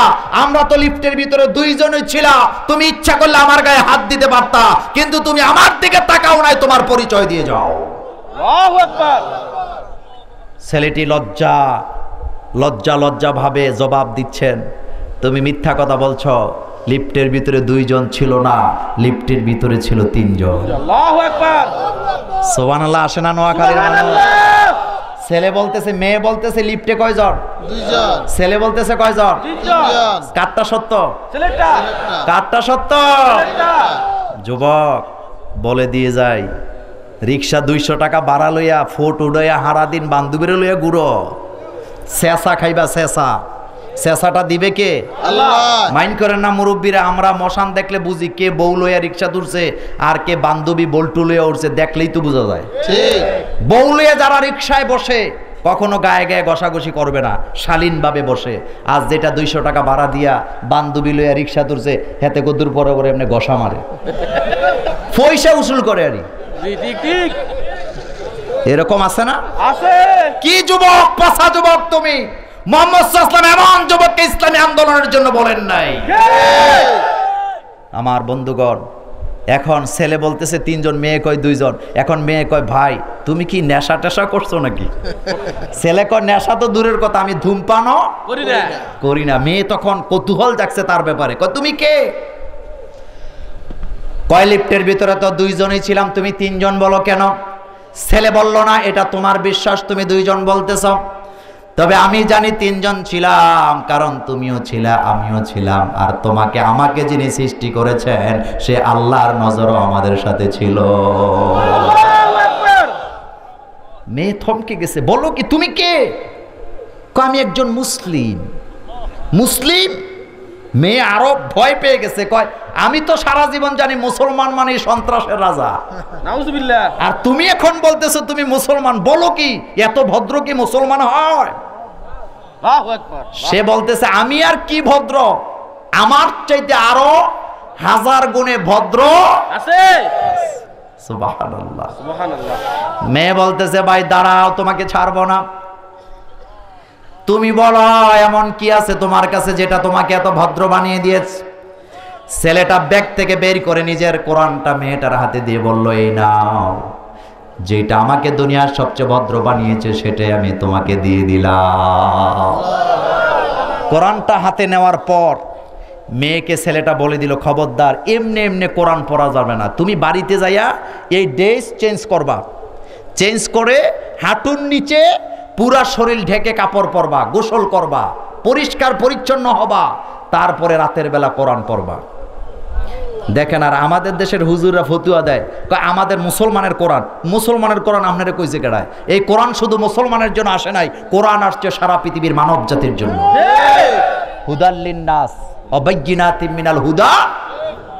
আমার ভাইয়েরা, মেয়েটা বাড়িতে গেছে, এতদিন হাফ প্যান্ট পরে চলে, দেখেন ঘটনা।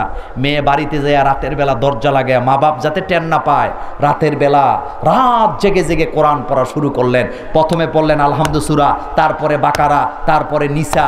সূরা নিসা পড়ার পরে তার ধারণা চেঞ্জ হতে লাগলো যে এত সুন্দর সুন্দর কথা যেই কোরআনে আছে, এই কোরআন যারা পড়ে তারা কখনো পৃথিবীর সন্ত্রাস হতে পারে না, পারে না, পারে না, পারে না। দরজা লাগায় গুনগুনে কোরআন পড়ে, বুঝা বুঝা পড়তেছে। এখন বাপ মায় দেখে মেয়ের দিন দিন পরিবর্তন, তবে পরিবর্তন এতটাই পরিবর্তন যেই পরিবর্তন তারা কখনো বুঝেও না, কারণ বাপ মাও তো এই তালের। একদিন বাপ মা রাতের বেলা ডাকায় এনেছে, নিয়ে আচ্ছা তোমার মধ্যে এত গুরুত্বপূর্ণ পরিবর্তন দেখি, তুমি আগে তো হাফ প্যান্ট পরে চলতা, এখন এত লম্বা লম্বা জামা কাপড় পরো কেন? মেয়ে নিজে লম্বা জামা কাপড় পরা শুরু করলেন। শেষ পর্যন্ত সূরা নূর, তারপরে সূরা নূর যখন তেলাওয়াত করলেন, পর্দার ব্যাপারে যখন পড়াশোনা করলেন, ওই মেয়ে দোকান থেকে বোরকাও বানায় ফেললেন। সুবহানাল্লাহ। ইন্টারনেট ঘাইটা বোরকার ডিজাইন বাইর করে ডিজাইন করে সেই বোরকা পরে এখন অফিসে যায় আর আসে। এখন মা বাপের চিন্তা হইল আমার মেয়েটা খারাপ হইল কেন? এখন মায় কইতেছে, মা রাতের বেলা দরজা লাগায় সারা রাত তুই কি করস? মেয়ে বলতেছে, মা এখন বলবো না, নতুন একটা প্রজেক্ট হাতে নিয়েছি, প্রজেক্টের কাজ এখনো শেষ হয় নাই, শেষ হইলেই তোমাদেরকে বলবো আমি কি করি। আল্লাহু আকবার। বলেন তো প্রজেক্টের নাম কি? আল কোরআন। আমার বন্ধুগণ, মুসলমান সন্ত্রাস নয়, মুসলমান তো সারাটা জীবন নিজের কলিজা দিয়া মানুষকে ভালোবাসা দেয়। দেয় কি দেয় না? আপনারা বলেন, আমার বাংলাদেশের স্বাধীনতা থেকে এই পর্যন্ত কোন হিন্দু মন্দিরে ঢুকে কোন ছেলেরা, কোন যুবকেরা কি আজ পর্যন্ত, অথবা কোন মসজিদের ইমাম, অথবা কোন চেয়ারম্যান, কোন মেম্বার, অথবা কোন ইসলামী আন্দোলনের কর্মী আজ পর্যন্ত কোন হিন্দুদেরকে আপনি বলেন তো গুলি করে মেরেছে এমন প্রমাণ কি কারো কাছে আছে? নাই। কারণ আমাদেরকে মানুষ বানিয়েছে কিসে? কোরআনে। কোরআন। আমার বন্ধুগণ, যেই ঘটনাটা নিউজিল্যান্ডে ঘটলো, আমরা কিন্তু জানতাম নিউজিল্যান্ড খুব ভদ্র দেশ।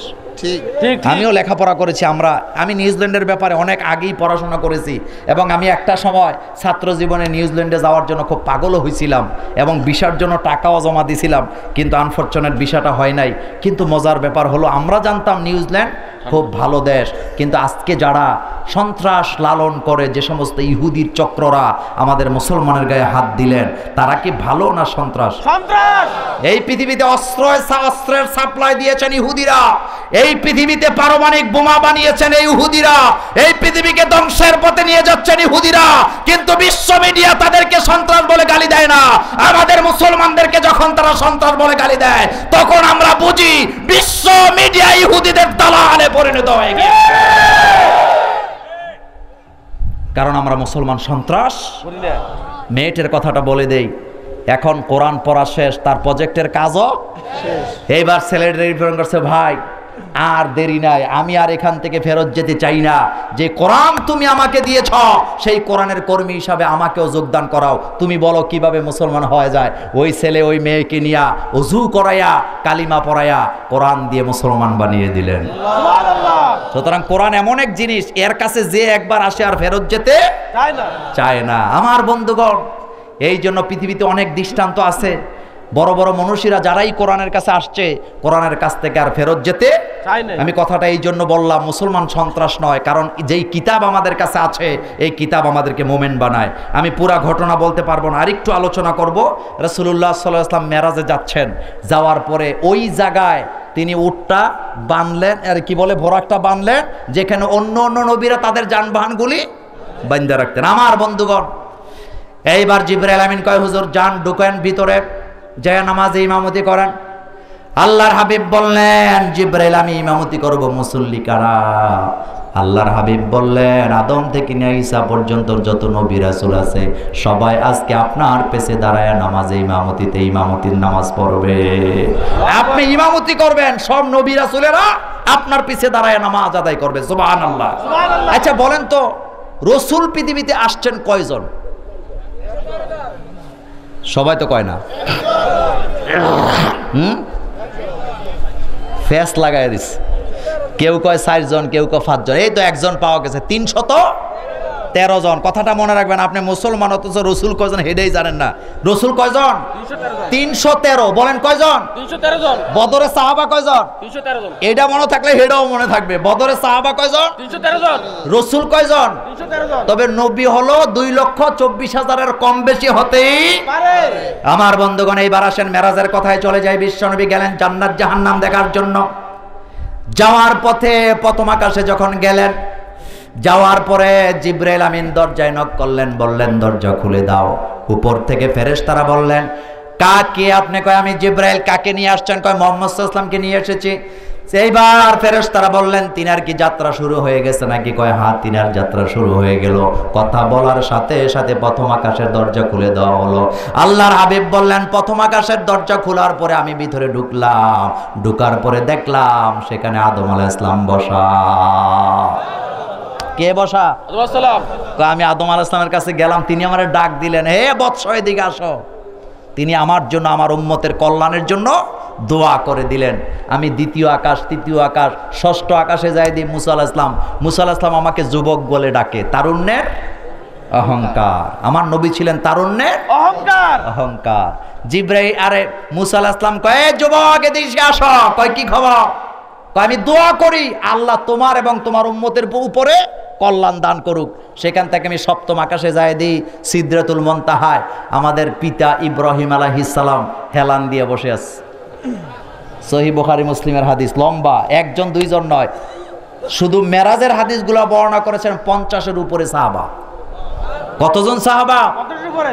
আমার বন্ধুগণ, আল্লাহ তাকে নিলেন লিনুরিয়াহু মিন আয়াতিনা, নিদর্শন দেখাবার জন্য। আমি 10 মিনিট আমার আলোচনাটা গুছাবো। এখন যাওয়ার পর আল্লাহ রাসূল বলেন আমি সিদরাতুল মুনতাহা দেখলাম, বরই গাছ।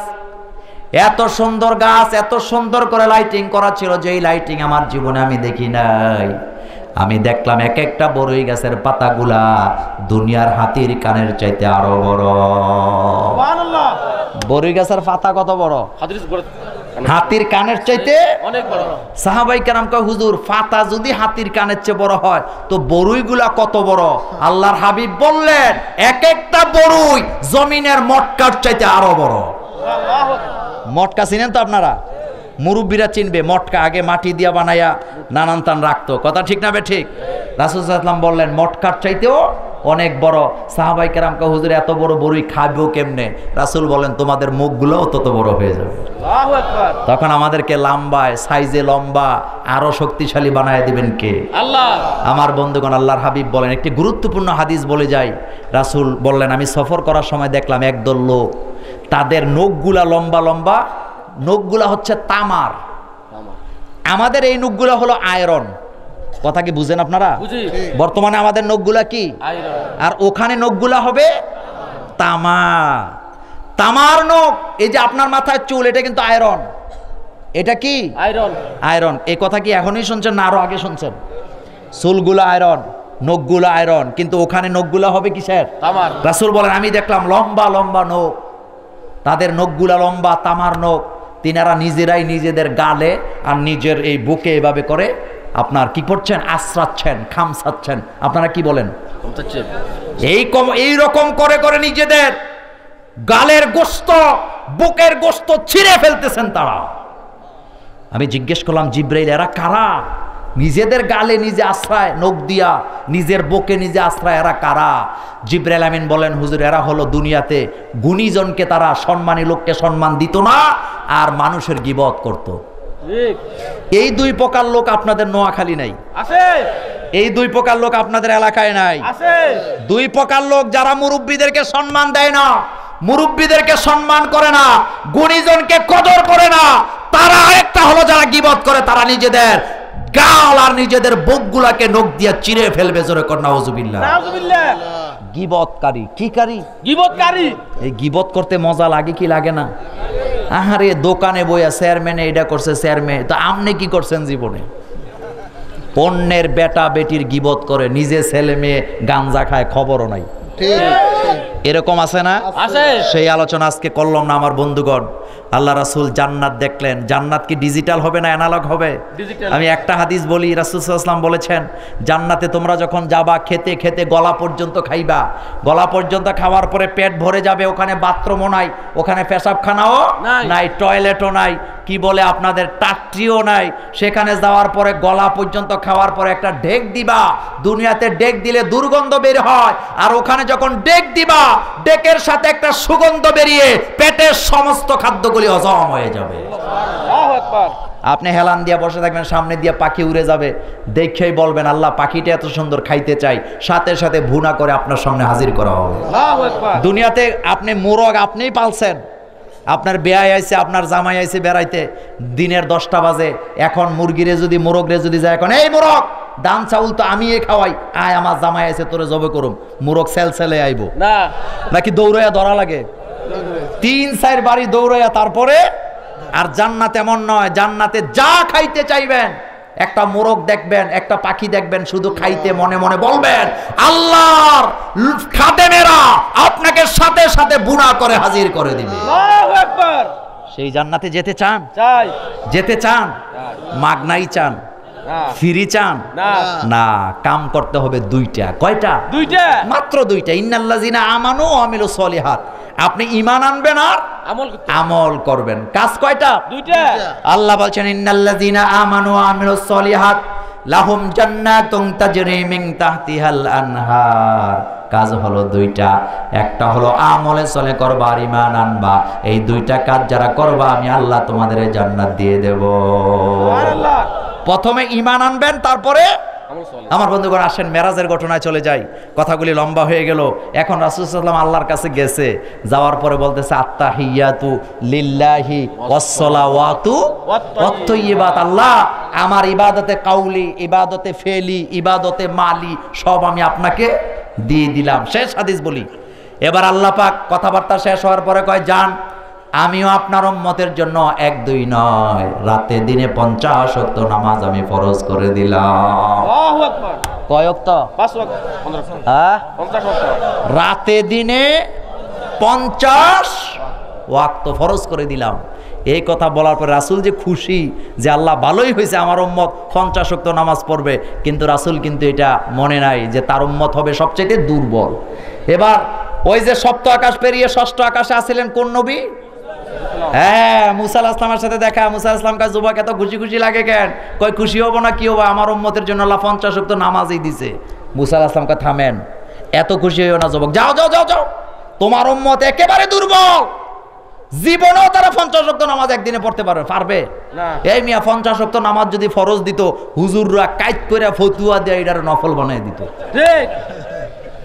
কারণ আমাদের হুজুররা সুবিধার খানা আছে যেখানে ফতুয়া উল্টায়া দেয়, সেখানে তাই এরকম আছে না? আচ্ছা, তাই এরকম আছে না? আছে। আমি ওইদিকে আজকে যাব না, মাঝে মধ্যে যাইতো। আরে ফতুয়ার নমুনা, এই বড় ফ্যাট বড় হুজুর এখন মাসালা জিগাইছে, উনি যদি না কয় উনি একটু ছোট হয়ে যায় না, এই জন্য আন্দাজি ফতুয়া মারে। ঠিক এরকম হুজুর নাই? আছে। কে বলেছে তোমাকে আন্দাজি কথা বলার জন্য? বিশ্বনবী বুখারীর বর্ণনা বলেছেন মান ক্বালা ফিল কুরআনি বিগাইরি ইলমিন ফালিয়াতাবাওয়া মাকাদাহু মিনান নার। যারা মন গড়া কথা বলে না জান্না তারা জাহান্নামে যাবে। জোরে কোন নাউজুবিল্লাহ। নাউজুবিল্লাহ। আবার কোরআনে আল্লাহ বলছেন লা তাকফু মা লাইসা লাকা বিইলমুন, যেই ব্যাপারে তোমার কোনো জ্ঞান নাই সেই ব্যাপারে তুমি কোনো দায়িত্ব নিও না। যদি নেও কিয়ামতের ময়দানে আল্লাহর কাছে তোমাকে জবাব দেওয়া লাগবে। চেয়ারম্যান সব চেয়ারম্যানই জানে না, উনি যদি চেয়ারম্যানই করে ওনার তুরা কোনি আছে না নাই? ডাক্তার ডাক্তারই জানে না। আরে আমাদের দেশের অবস্থা, আমনে খালি মাথা ব্যথা দোকানে যায় শাসটলে কইবেন ভাই মাথা ব্যথা, 14 জন ডাক্তার দাঁড়াইব। একজনে কব এই বেটা যা প্যারাসিটামল খাই আয়, আরেকজনে কব টাফনিল খা, আরেকজনে কব নাপা এক্সট্রা খা। বলে কি বলে না? তো যারা বলতেছে ওনারা কি ডাক্তার? এরাডি খাইয়ে এরপরে আপনি কিডনিটা শেষ করবেন না। আর ডাক্তারের কাছে গেলে আগে দেখবে প্রেশারটা ঠিক আছে কিনা। প্রথমে জিজ্ঞাসা মাথা ব্যথা, আজকে বাথরুম হয়েছে? কয় না হয় না। এ কারণ আসলে এটাই, এটা ডাক্তারের কাজ। কার কাজ? ডাক্তার। আমার বন্ধুগণ বলতেছিলাম এখন মুসা আলাইহিস সালাম কয় না হইতো না, আপনি যান, আপনার উম্মত কি দুর্বল, আপনি আবার যান। গেছে কয় আল্লাহ কমাই দেন, কয় যান 45। মুসা আলাইহিস সালাম কয় না হয় না, আবার যান। কত? 40। আবার এসে মুসা আলাইহিস সালাম কয় না হইতো না, আবার যান। যাইতে যাইতে আনতে আনতে কয়েক তো আনছে, 5 ওয়াক্ত। দেখেন সহি বর্ণনা, 5 ওয়াক্ত লয়ে আইসে পরে মুসা আলাইহিস সালাম কয় না হয় নাই, আপনি আবার যান, আরো কমান। আল্লাহ রাসূল কয় আপনি সুবিধার লোক না, কারণ 9 বার আমি গেছি লজ্জা বলতেও তো একটা জিনিস আছে। রাসূল ইসলাম লজ্জা শব্দটা বলেন, রাসূল বলেন না আমি আর পারুম না, আমার লজ্জা লাগে। এরপরে দুনিয়াতে আসার পরে আল্লাহর হাবিব বলেন উম্মতেরা 5 ওয়াক্ত নামাজ আমি আল্লাহর কাছ থেকে তোমাদের জন্য পছন্দ করে আসছি, নতুবা আমি যদি আবার যেতাম 5 ওয়াক্তকে আমার আল্লাহ 3 ওয়াক্ত বানায় দিত। কিন্তু 5 ওয়াক্তে আপনারা খুশি না বেজার? খুশি এখন আর কথা কয় না, খুশি না বেজার? খুশি খুশি। খুশি হইলে তখনই বুঝবো যখন 5 ওয়াক্ত নামাজ ঠিক মতো আদায়ও করেন। কথা ঠিক না বেঠিক? সুতরাং 5 ওয়াক্ত নামাজ জামাতের সাথে পড়তে রাজি আছি না নাই? আছে। আমার বন্ধুগণ, মেরাজের ব্যাপারে আরো চমক চমক হাদিস কিছু ছিল, যেহেতু আমি লম্বা সফরে যাব আজকে এতটুকুন বললাম। ইনশাল্লাহ কাছাকাছি কোথাও বোধহয় একটা প্রোগ্রাম আর আছে 8 তারিখ, 26 মার্চ হ্যাঁ? লালপুর। ইনশাল্লাহ বাকি কথাগুলি ওখানে বলবো। আল্লাহ যেন আমাদেরকে কবুল করেন, আমরা বলি আমিন।